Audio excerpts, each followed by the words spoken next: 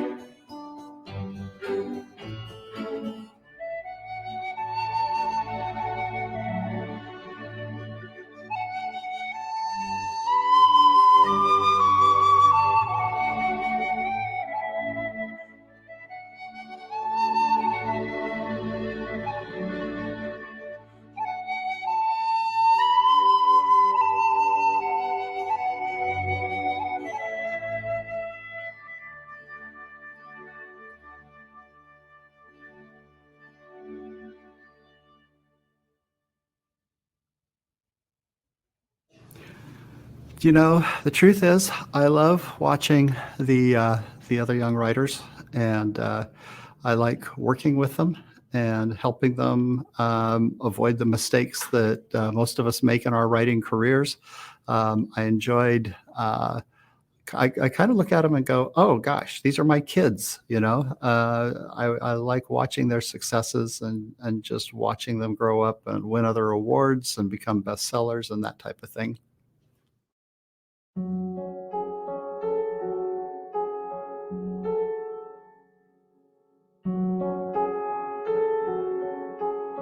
Hello, darkness, my old friend.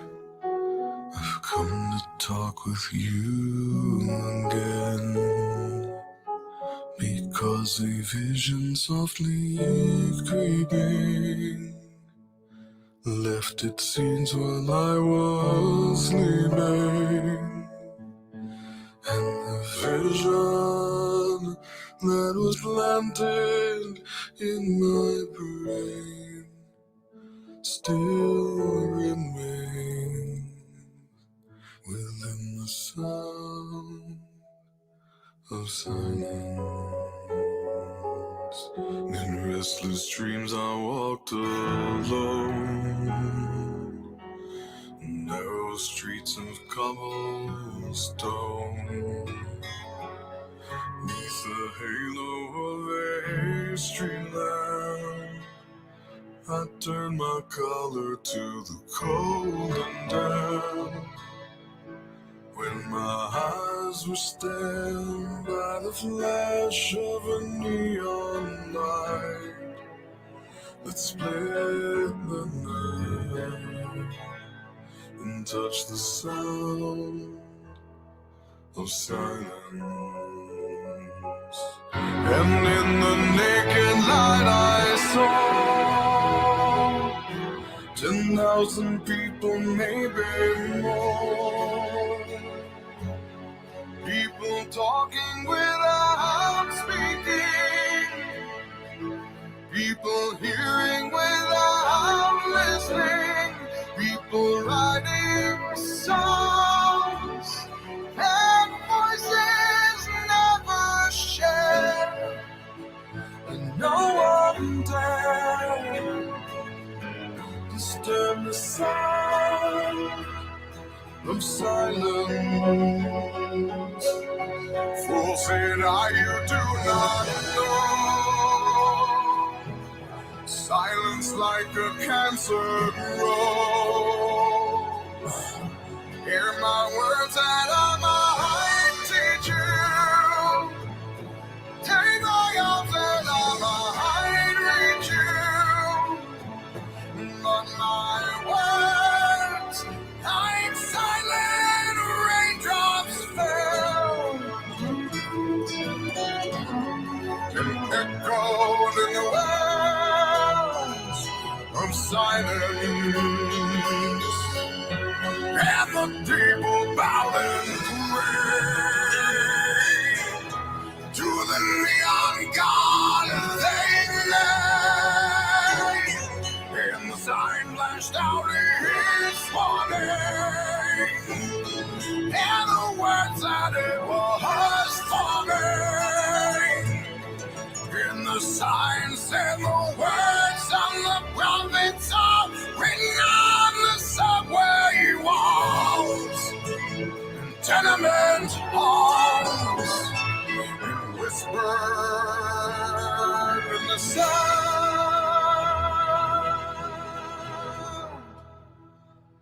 of silence.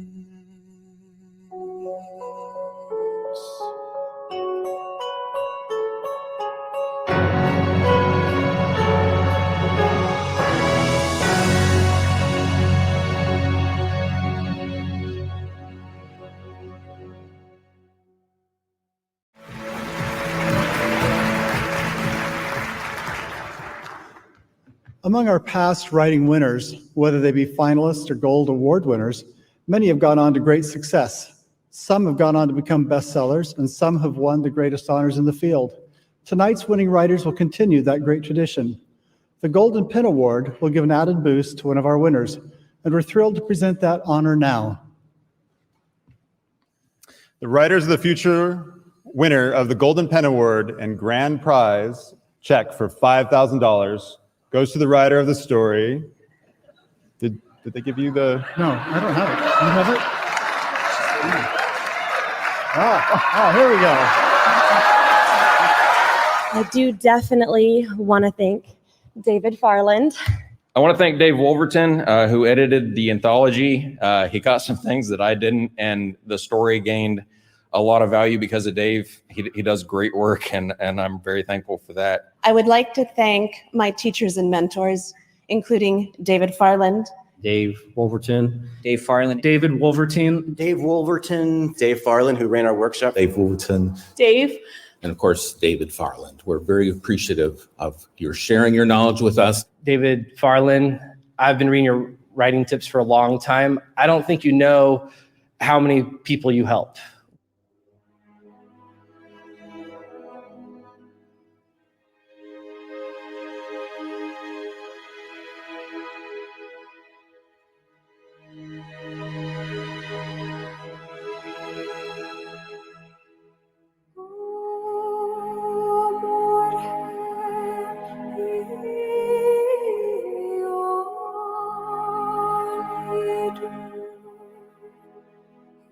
you.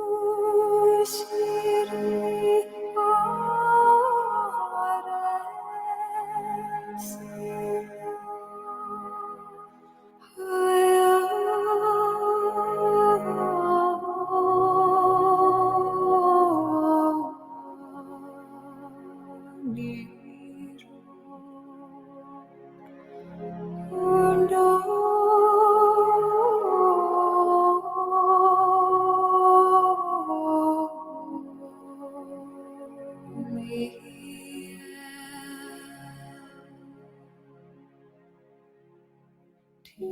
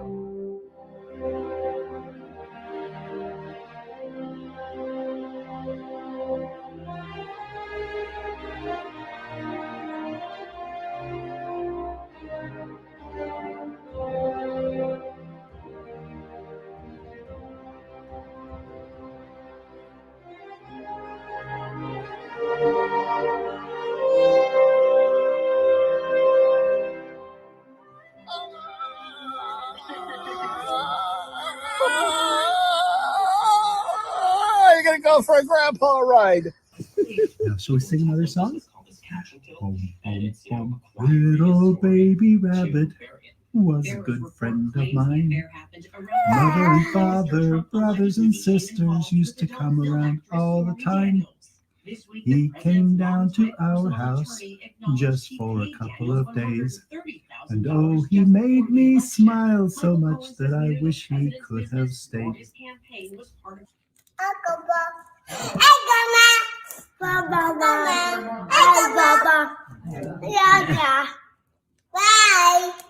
Bye. Hi. Bye.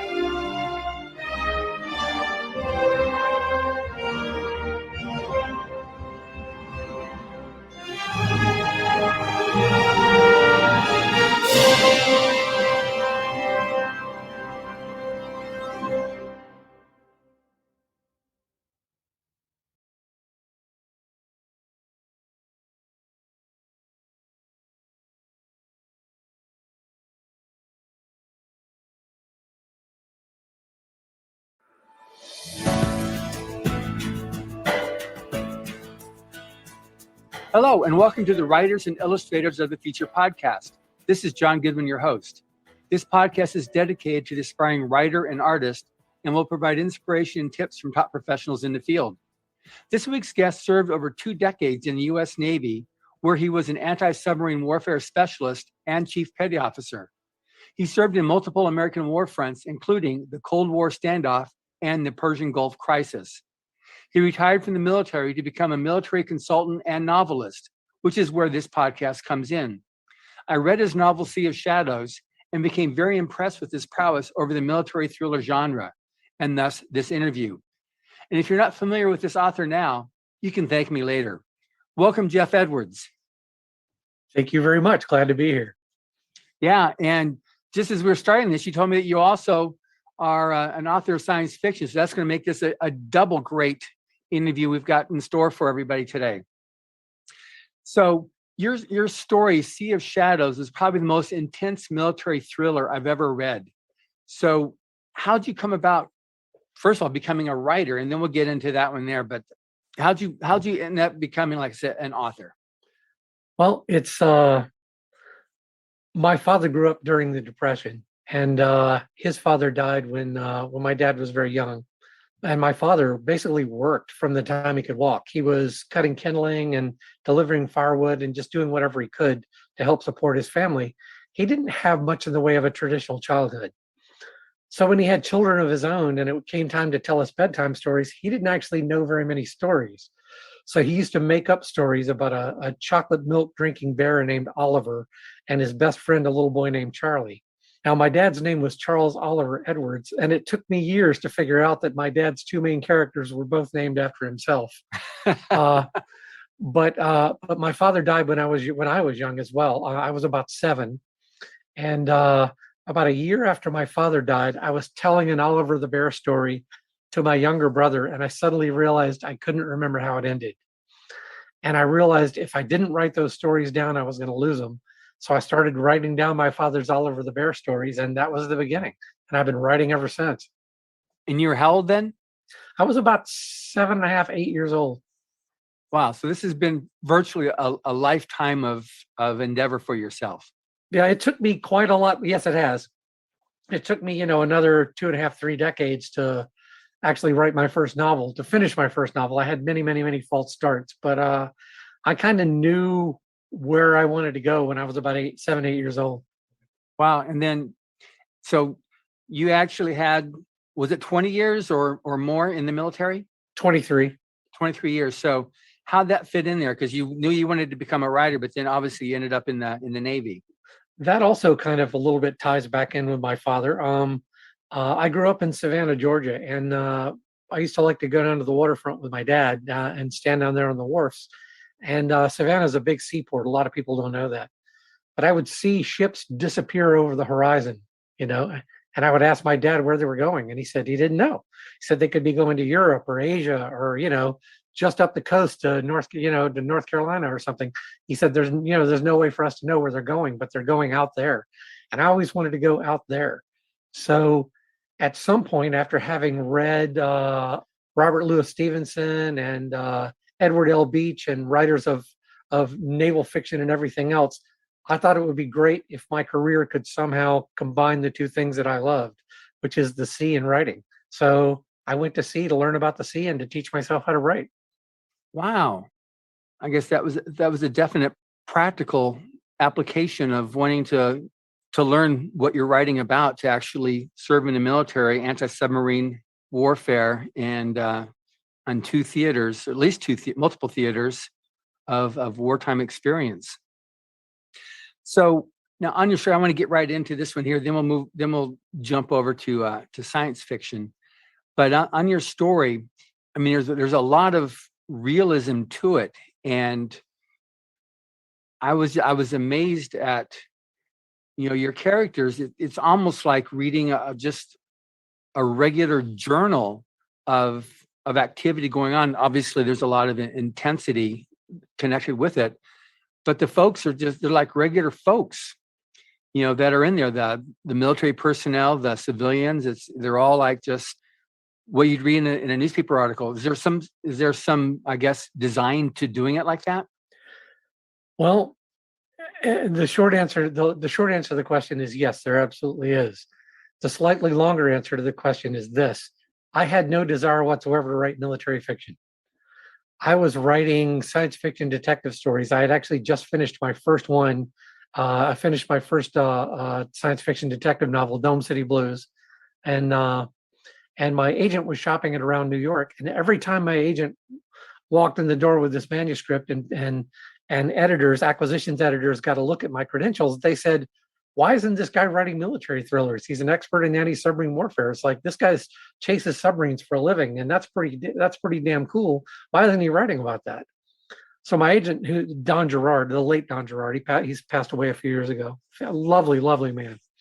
He came to me and said, "That's an excellent question. Why aren't you writing military thrillers?" He said, I know you love them. I've seen your bookshelf. You got Edward L. Beach and Robert Louis Stevenson and Tom Clancy and Dale Brown and Michael D. Mercurio. He said, you got shelves full of that stuff. I know you love it. Why aren't you writing it? And I said, I don't know what I can bring to this genre that hasn't already been done before. I don't want to take something that everybody else is already doing and repeat it. I could not see how I could write anything that would compete with Tom Clancy or James Cobb or somebody like that. So I basically said, I don't want to go there. And so my editor, I'm sorry, not my editor, my agent, after about a year and a half, maybe a year and a half of bugging me to write him to try writing a military thriller, he finally contacts me and he says, "I'll make you a deal." He said, "If you'll write me 10 pages of a military thriller, as God is my witness, I will never ask you for page number 11 if you don't want to write it." He said, "If you want to get me off your back, just write me 10 honest pages of a military thriller. I will never ask for page number 11." So I was actually, my ship had just pulled into, I think, I always forget, it was United Arab Emirates. I always forget if it was Abu Dhabi or Dubai. It was one of those two places. And I had basically 72 hours off where I didn't have to do anything. And we had pulled in on a Friday, and I had the Friday off, and I had the Saturday and Sunday off. I didn't have anything to do.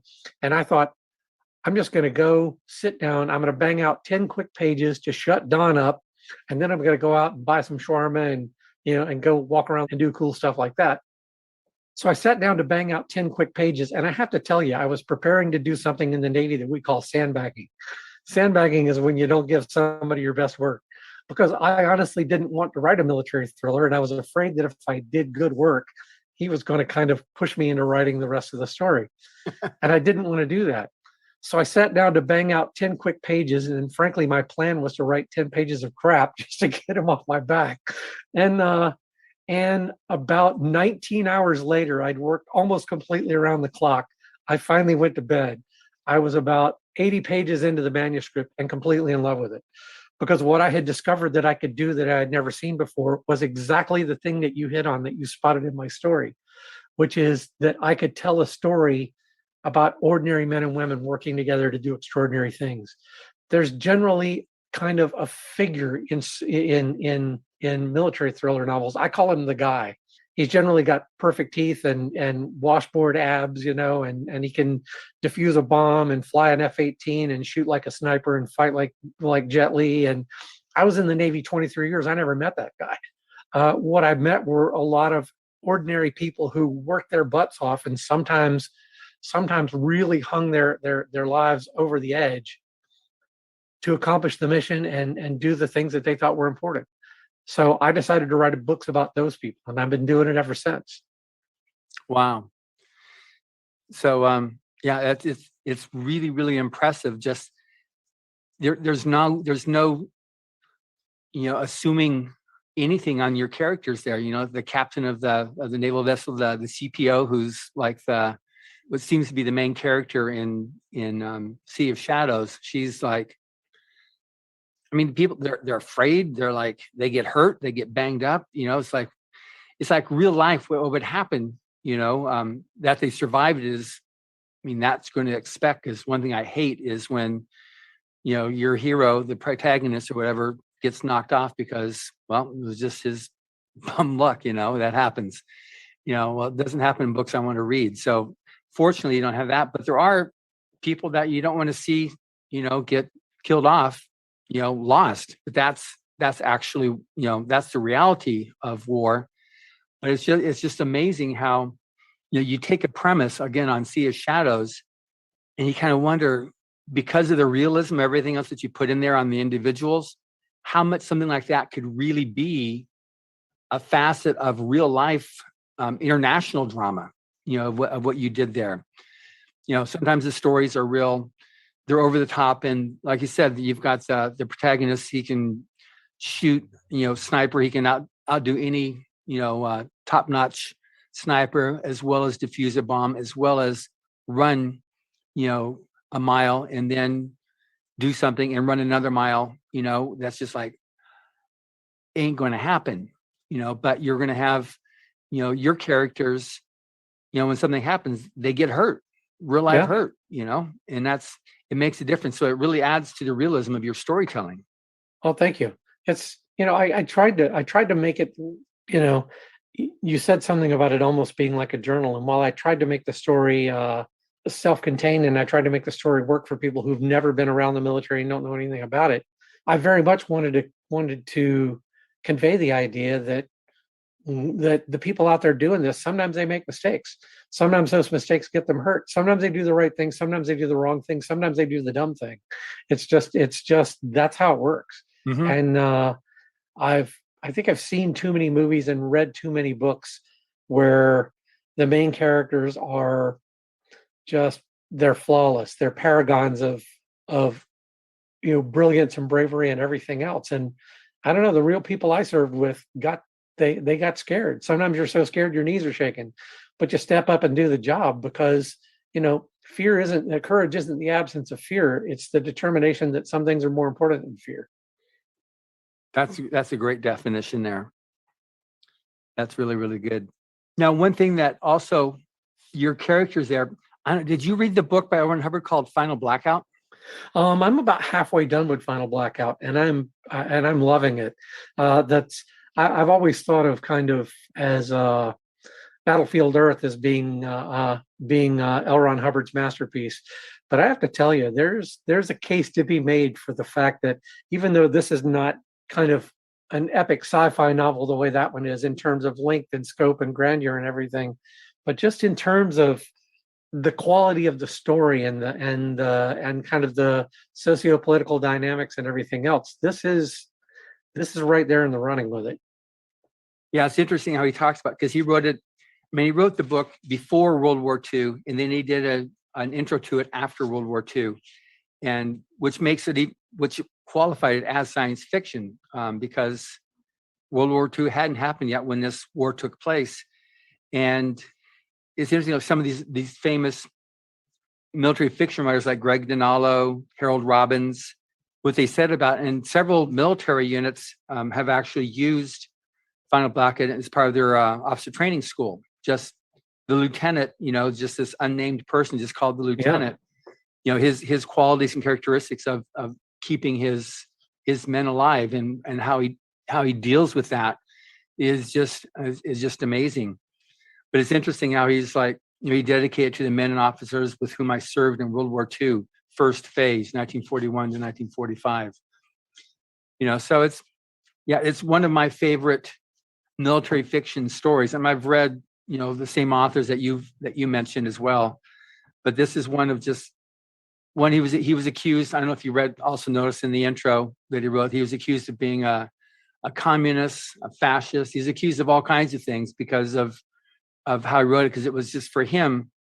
The lieutenant was there. His job was to keep his men alive, and that was paramount to anything else. And he didn't think too kindly of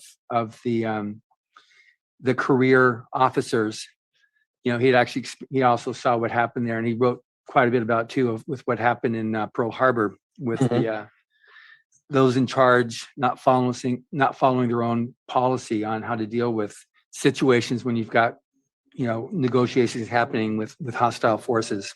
Well, I was just going to say, I don't remember the exact figure, but I remember reading a book. I think the title was Silent Service, and it was about the history of U.S. submarines at war.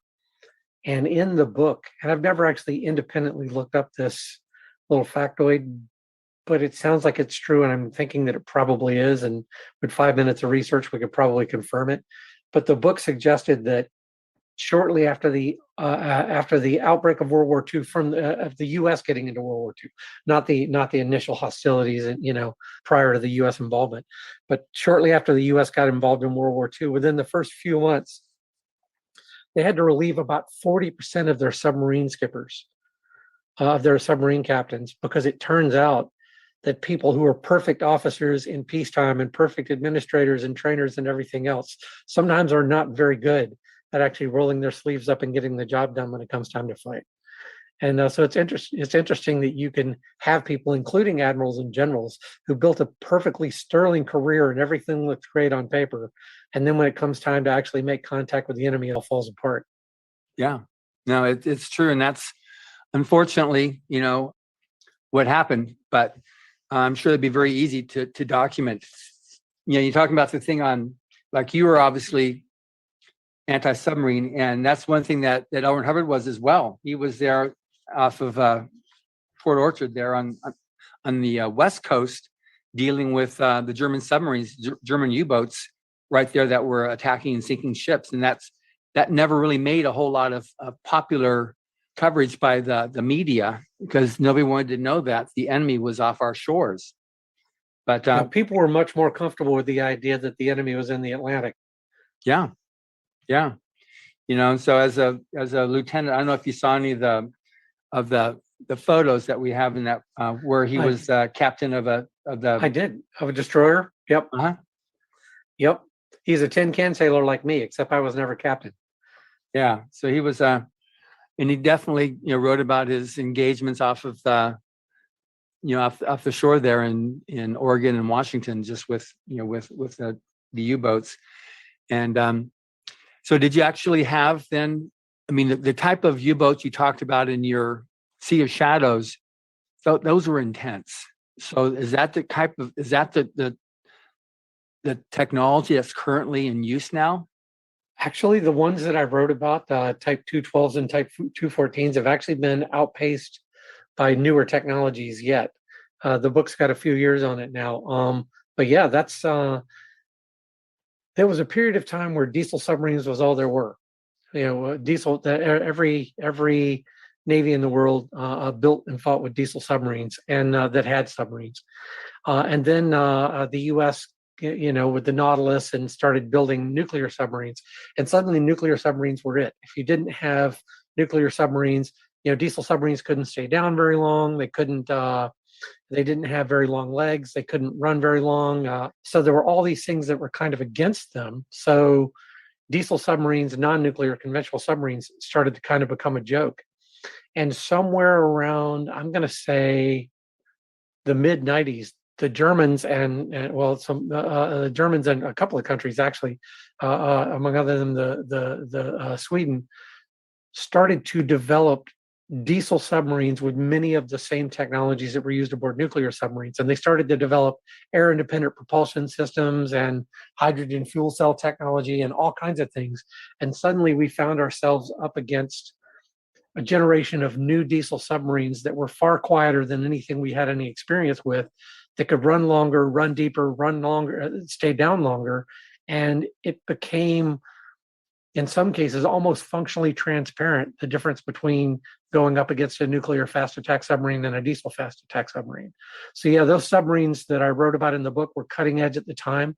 They're even more advanced than that now. There's some scary stuff out there. Wow, I mean, that was plenty scary there.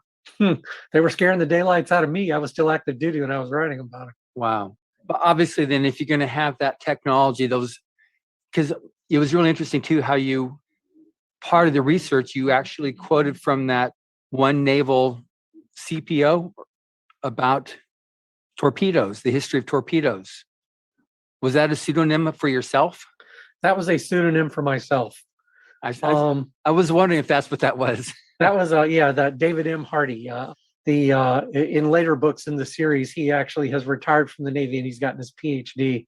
So he's consulting for the National Center on Strategic Analysis or something like that later in the book, later in the series. But there was an interesting thing as I was writing the book, and when I first started working on the book, that wasn't in there.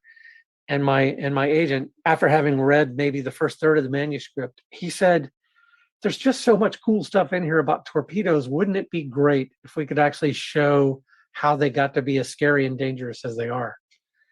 And so we started talking about that. And then we talked about Bertolt Brecht and Brechtian alienation. And we talked about Michael Crichton, because Michael Crichton was like the master of Brechtian alienation. You'd be reading a Michael Crichton novel, and then suddenly, you know, say you're reading, say, the Andromeda Strain. You're reading about all these people carrying out actions and doing things, and the actions moving forward.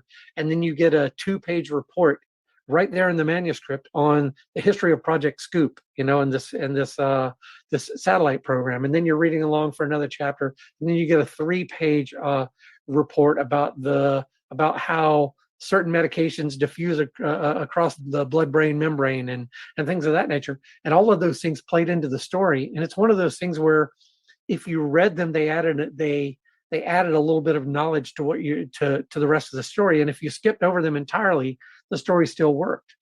But having them in there added this verisimilitude. It's like, wow, here's this real stuff right in the middle of this fiction novel. Isn't this kind of wild? And you can read it or not read it, depending on what your choice is. So we decided to try that because we'd never seen anybody do that in military fiction before. And that ultimately ended up kind of becoming my trademark. So it's like, in In every military book I've written now, there's a fiction thread and a nonfiction thread.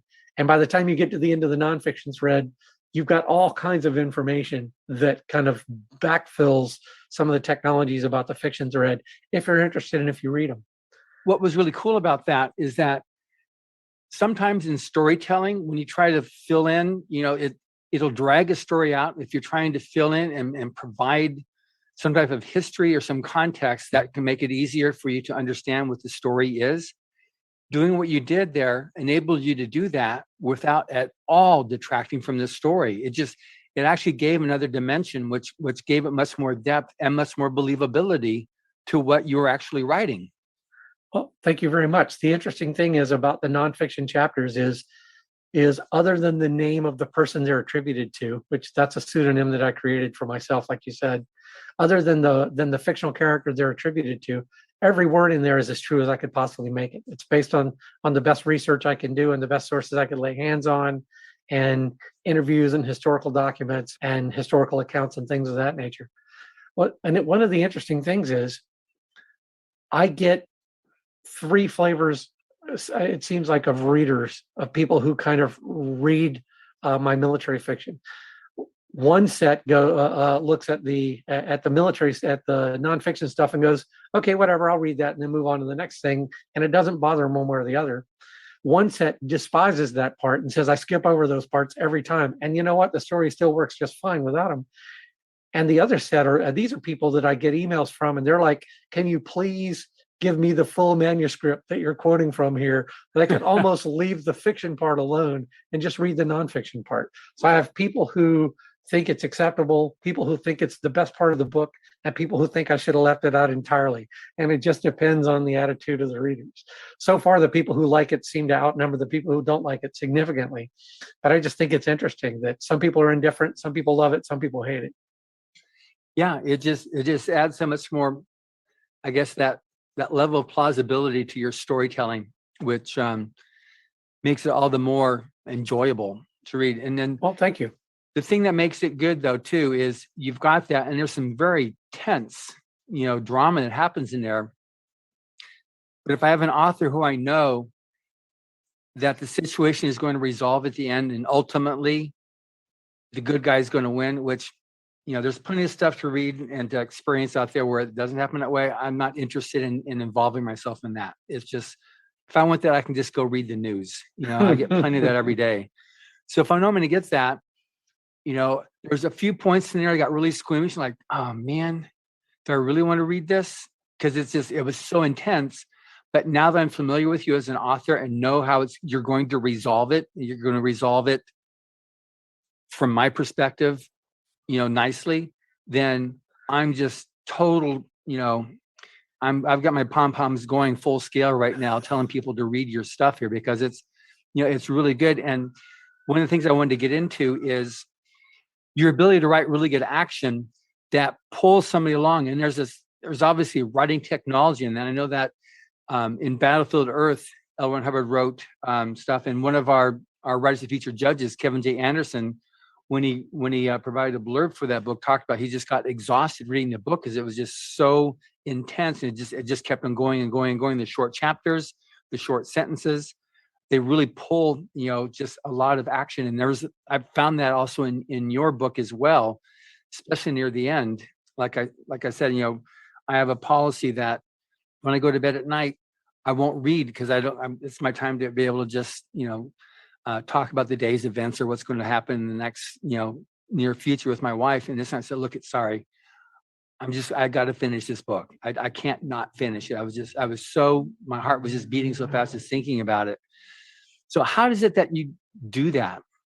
Because you definitely do it. And I want people listening to this for aspiring writers to know that there's a definite technology to writing, that the long sentences, the long paragraphs will like slow you down a little bit, and you can kind of like, okay, you can use that to catch your breath. And here, you've got the short chapters, you've got the short sentences, just the high action that you did there. There's a certain way of writing. And so I'm just curious how you went about doing it. I'm assuming it was intentional, because you definitely had me by, the short end of the leash there, pulling me along. But how you came about doing that? I think to some degree, I was thinking in terms of, and this is going to sound strange, I was thinking in terms of military communications when I was doing that, which is to say that, when you're on a sound powered phone circuit or a radio circuit or something like that, and nothing is happening, and your ship's in no immediate danger, and your peacetime steaming, and nothing significant seems to be going on at that moment other than you're kind of keeping the watch and everything. Your communications tend to be very relaxed. Your sentence delivery can be slow and long, and you can have irrelevancies built in, and you can end up talking about the weather and the football game and the problem you're having with the transmission in your car, and things of that nature. And it's like you're communicating in one particular fashion, and then as soon as things start to heat up, communications become shorter and more direct and absolutely more descriptive and more accurate. They become tremendously more concise. You've got to get out the right amount of information as quickly as possible and then pay attention to other things.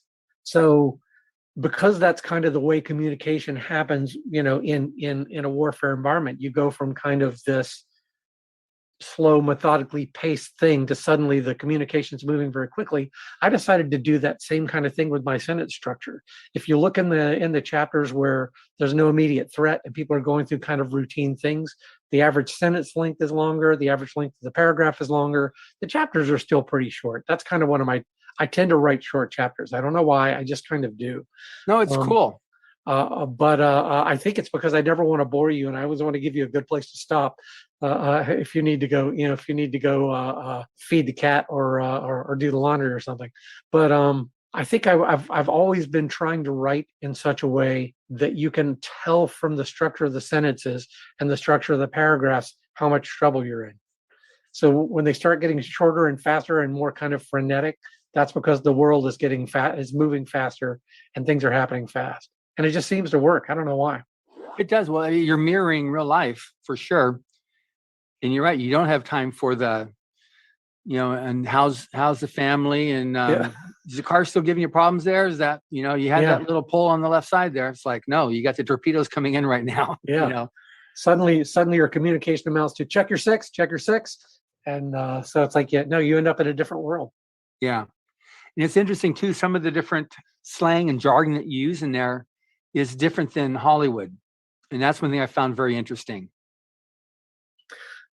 It's, with a few notable exceptions, most of the slang and the pro words, the code words and stuff that I use in there are pretty reflective of what actually happens in the fleet. There are a few pro words that I wanted to use, code phrases I wanted to use, that are actually protected by NATO and stuff. So I had to come up with alternatives. For instance, the term sledgehammer as it gets used in the story, and the term anvil as it gets used in the story. Those are substitutes for terms that are actually where the term itself is protected by NATO or protected by tactical doctrine. I don't know if you noticed on the back of the acknowledgments page, there's or not the acknowledgments page, on the copyright page, there's a statement that it's been reviewed by the Department of Defense and Security Office and what have you, and cleared for publication. Every book that I write, every piece of military fiction that I write, because I maintain an active clearance and stuff, has to get cleared by DoD and has to get cleared by the Pentagon. So I'm pretty careful about what I do there. And every once in a while they'll come back and they'll say, well, this piece over here isn't technically classified, but we'd really rather you didn't say that. Can we come up with an alternative? So generally the things that are in there, either they're spot on for how we do things how we do things in the military or in the Navy, or they capture the flavor, even if the details are different, to protect sensitive material. I get it. No, that's another thing that I observe, is that's not what they say on TV, or that's not what they say in the movies. So that was, that was generally not. That. So what do you write for? Because you write nonfiction as well as the fiction. So you write the nonfiction for the, is it just the Navy, or is it for military in general, or? At the moment, the consulting work that I'm doing doesn't involve that kind of writing anymore. I used to write tactical publications, tactical warfare publications for anti-mine warfare and anti-submarine warfare. it's funny, one of the ways that some of those documents get written and some of that doctrine gets written is they used to do what they called ASW pizza parties, which they would bring in really, really, really smart tactical thinkers on anti-submarine warfare, and they would sit down for 3 weeks and they would hash out, okay, this is we think our procedures need to include this and this and this and this and this and this piece over here. Then we should do that. We should report it over here. This is how we should verify the accuracy of our sensors. This is how we, this is our alternate form of communication when our primary form of communication isn't working, whatever, all these details. And they would put them into this giant, basically massive document. And the good news is everything you wanted was in there. The bad news is it was written by 30 people and it looked like it was written by 30 people. It was an absolute mishmash of styles. So my job was to come in and do what they call making it reader agnostic, is the term that the Navy likes to use. My job is to make the entire tactical manual, 300 pages or 400 pages or whatever it is, read like it was written by one person. So my job is to distill all these different ideas and communicate them clearly and consistently and everything else. So I spent a great deal of time writing tactical manuals for the Navy, mostly for anti-mine warfare and anti-submarine warfare. But like your story came up with, things change. So imagine even what you had back then and the book you wrote with Sea of Shadows, that's now totally antiquated technology too in terms of tactics for dealing with it. Yeah, absolutely. Well, first of all, the tactics that are in that book, I kind of made them up just because the last thing in the world I want to do is give the bad guys give enemies of the United States a look at our playbook. But again, it's one of those things where while the details are wrong, the flavor's right. It's like anybody who knows anti-submarine warfare will generally look at what I've written and go, that's not how we do it. But I absolutely understand why he said it that way. And this gives you the right feel, even if the details are wrong. And even if the details are wrong. And that's not an accident. But I will say this, one of the purposes of the book, one of the entire purposes of the book is to communicate the idea that you have to be willing to throw the tactical manual out the window as soon as you realize it's not working. I think that was one captain, I forget his name right now, the senior who became the senior captain. Yeah. Wiley. Yeah, Wiley, unwilling. Well, he was unwilling to do that.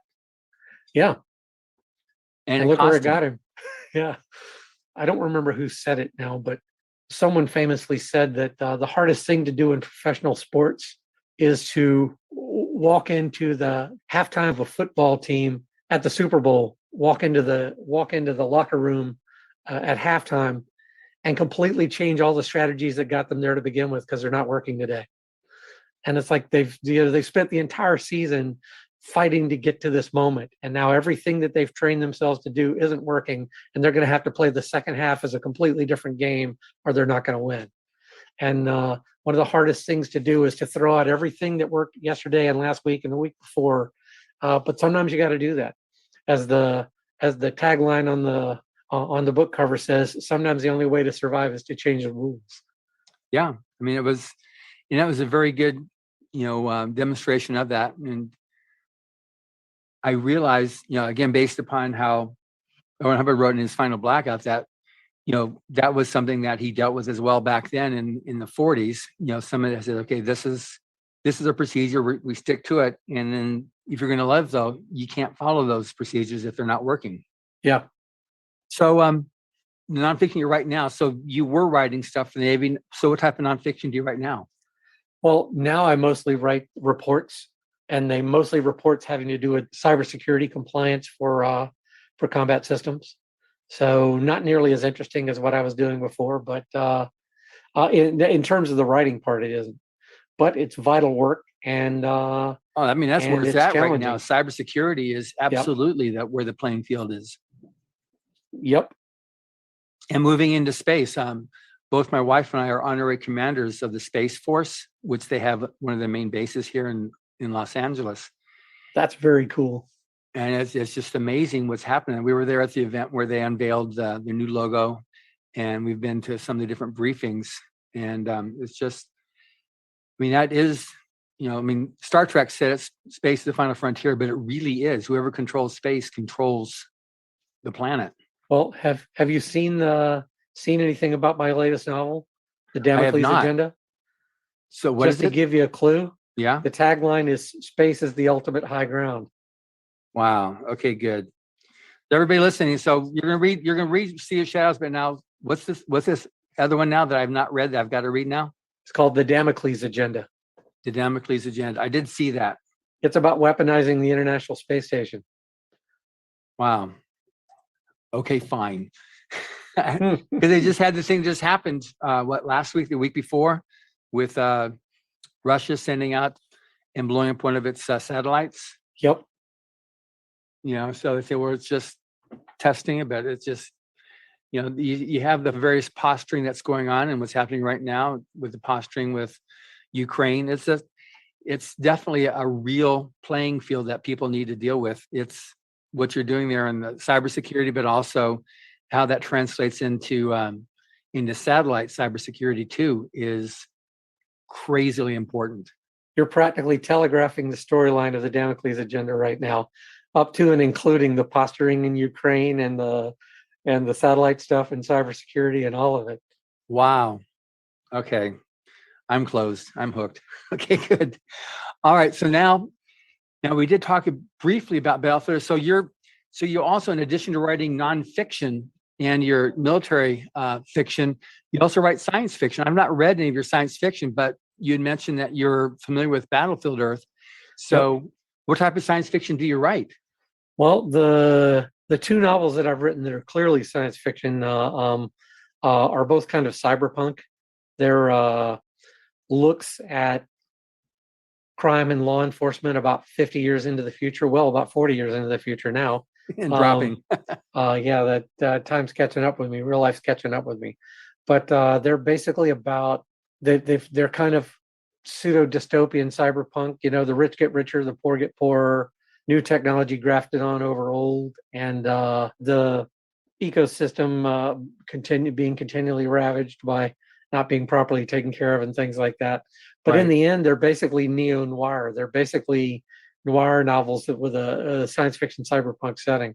I would argue that depending on how you squint your eyes, that even though it's a military thriller, that the Damocles Agenda is science fiction as well, in that it's writing about things that are scientifically feasible but that haven't been done yet, and applications of technologies that have not yet been seen in the real world, although they exist, but they haven't been seen, in action in the real world, and kind of how those things can alter the possible future of humanity. So, yeah, it's interesting you say that because you mentioned Michael Crichton. He never wrote anything but science fiction, and some of the other military fiction where they write these high-tech warships and planes and stuff, that by definition is science fiction. They didn't get marketed as science fiction, but they actually were science fiction. Yeah, it's it depends on, like I say, it depends on how you hold your head and squint your eyes. Yeah, exactly. The interesting thing is, and this is kind of an odd thing as an author that I've discovered that I have two completely different readerships. I have readers who think I should write science fiction all the time and leave the military stuff alone. I have readers who think I should write military fiction all the time and leave the science fiction alone. There's not a lot of crossover between my two audiences. I really thought that given the fact that I do have there are certain elements of my style that carry through in everything that I write, and there are certain techniques that I use that are kind of signatures of mine. And I really kind of always assumed that if I hooked people in one genre, that most of the same people would go over and read the other genre. But it turns out that that's not true. It turns out that my science fiction fans are my science fiction fans, and my military fans are my military fans. And there's not a lot of crossover between those two groups. Wow. Because it is interesting how a lot of times military fiction, at least the futuristic technology, is science fiction, but it never gets marketed. So people don't realize it and recognize it as science fiction, even though that's what it is, near future science fiction. Yep. And a lot of times science fiction, because it's set so far into the future, could actually be military fiction, but because it's so far in the future, it's easy to keep it into that category of science fiction. Yeah. I completely agree. Yeah, the ray guns and the spaceships and whatnot. Okay, that's not military fiction. That's science fiction. But yet, Star Trek is military fiction. If you just break it down, but because it's so far in the future, it gets continued to be relegated as strictly science fiction. Yeah, and it's also military fiction is also science fiction when you take into account the fact that we're building ray guns, we're building we're not so much ray guns, we're building combat quality lasers, and we're building rail guns, and we're building the technologies that 50 years ago were absolute pie in the sky. Yeah. Or the fact that other than the fact that there's not a human on board, an intercontinental ballistic missile is a spacecraft. Yeah. It gets, it flies a very similar path to what the first American astronaut did. Our very first launch was the suborbital, and didn't even get into orbit. And but it's like that's kind of the path that an ICBM takes. Yeah, it's interesting on that, and that's one of the things too about L. Ron Hubbard, because he had a lot of experience in the military, and you reviewed some of the stuff. Were you very familiar with his history as a military officer? I actually kind of was, yeah, because I know that there's a friendship between him and Robert Heinlein, and Heinlein wrote about him and spoke about him quite a bit. So I kind of backed into knowledge about L. Ron Hubbard's military career through that particular vector. But I've kind of been aware of that for a good long time. Yeah, and one thing they talked about was a lot of his fellow science fiction writers back in what became known as the golden age of science fiction were themselves the research scientists, the rocket scientists. They were the ones that were like taking these concepts that were first made known in science fiction and translating that into the real world, into the rockets, into the technologies, which then led to what we're seeing now. I completely agree. Some of the photos that I've got from Mr. Hubbard when he was at a science fiction convention in 1940, I think it was 42 in Toronto, the first TorCon. And there were the various other people in that photo with him. They were all themselves rocket scientists of the day, like Willie Ley. And so it's just interesting. These were the ones who were very much like Frank Wilson, Murray Leinster. These were all top scientists of the day who were also writing science fiction. Yeah. So they were both conceiving it and writing about it. Yes. So now you read Battlefield Earth. What was your thought of that one there? Because that's the book that he wrote just before launching Writers of the Future. I just think that book is a lot of fun. It's a great deal of fun. It's like, how many times in history have we seen an alien invasion story where the aliens come in, they're on the planet, we're fighting them and everything else, and at the last minute we manage to stave off the invasion, and humanity. But this is a case of humanity is utterly defeated. As Tarl famously says right in the opening line, man is an endangered species. It's like at that stage of the game, we're humanity we're like rats in the sewers. It's like we're of no consequence whatsoever to the Cyclos and to the galactic community or empire or hegemony or whatever it is you want to call it at all. We're of zero consequence. We're not even of any consequence on our own planet.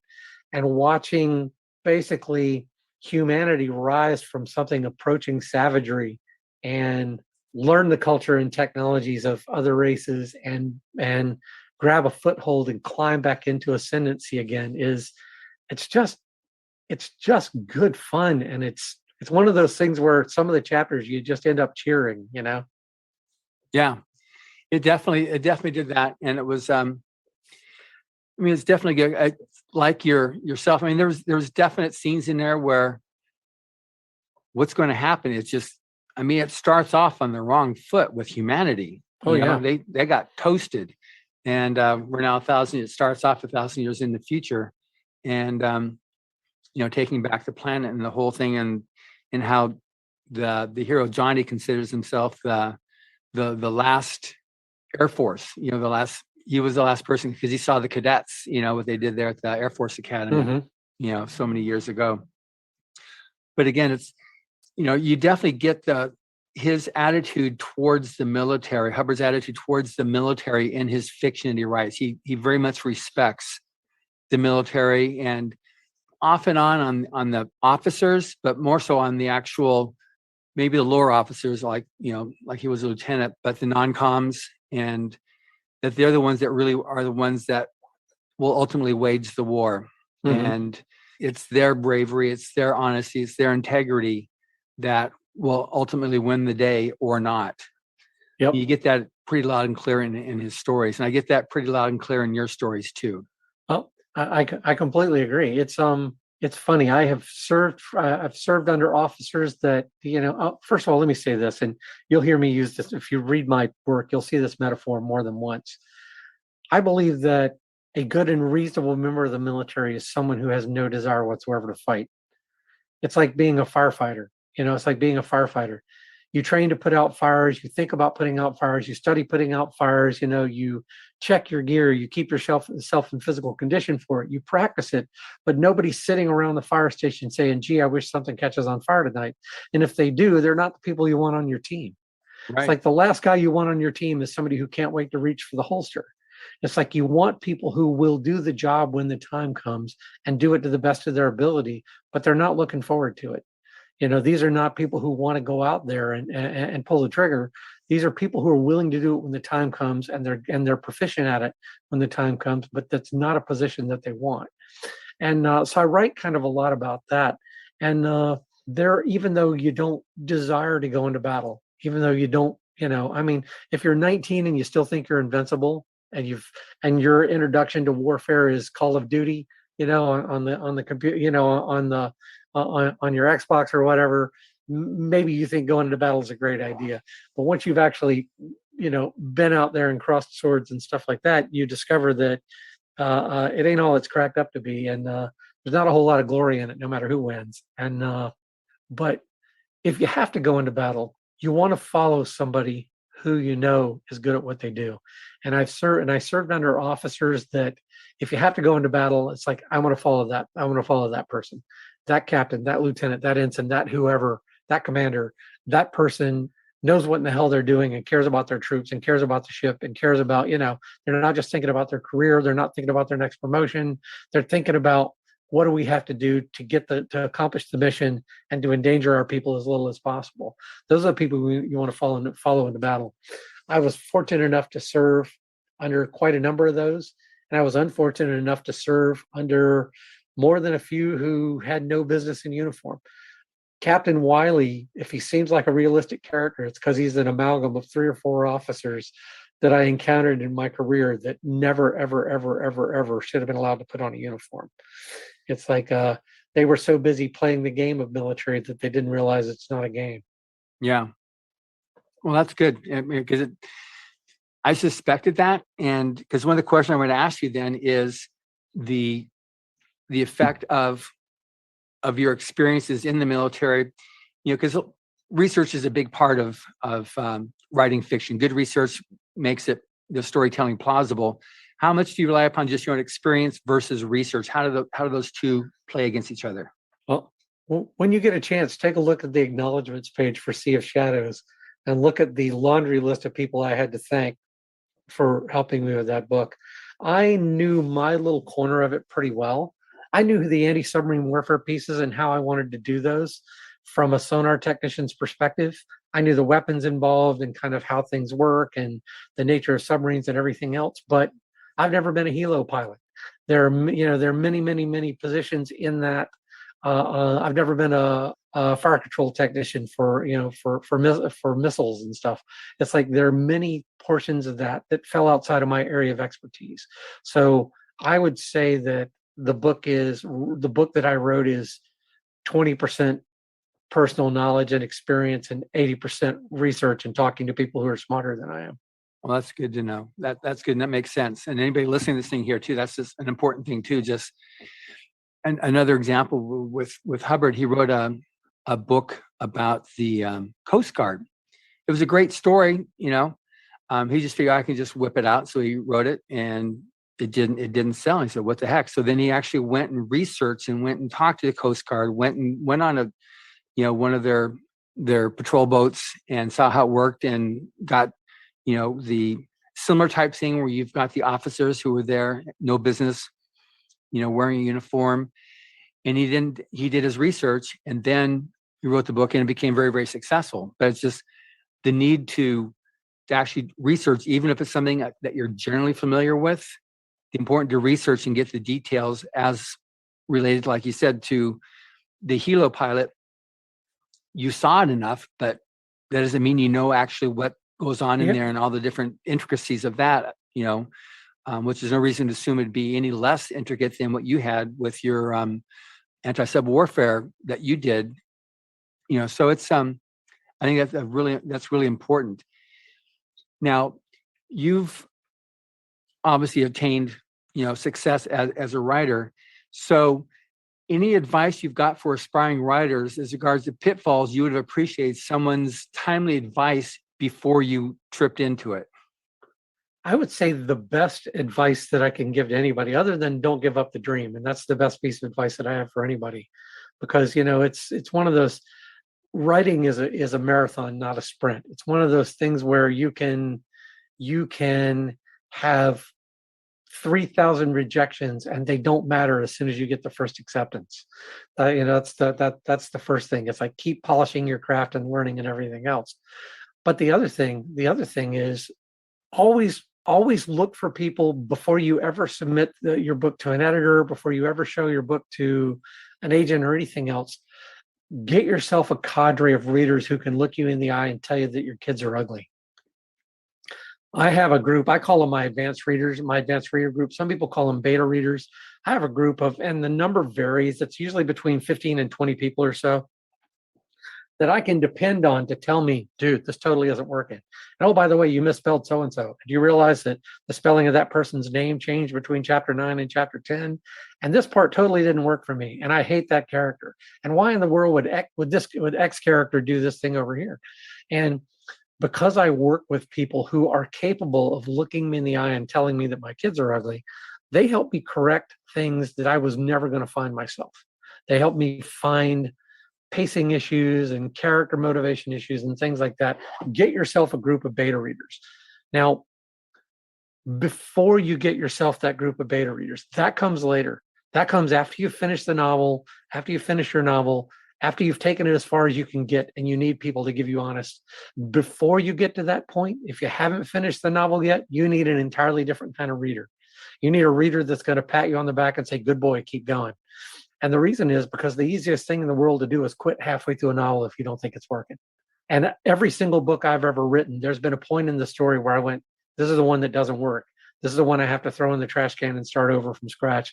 This is the one that's completely failing. I'm never going to get there. I'm not going to finish this novel. And if I do, it's going to be crap. I have to push through that every time. I can't be working at that stage when I'm first writing the novel and when it's kicking my butt, when the idiosyncrasies of the book are still kicking my butt. I can't be around people who are going to tell me that my kids are ugly. I need everybody to tell me that my children are the most talented little darlings that they could possibly be, which is why I show my work to very few people until I've finished a complete first draft. My wife sees it ahead of time because she's got a good sense for how to help me correct problems without breaking my spirit. Once I've finished the first draft, beat the crap out of it. Let's figure out what's wrong with it and fix it. But during that stage where I'm not sure I can finish the book, that's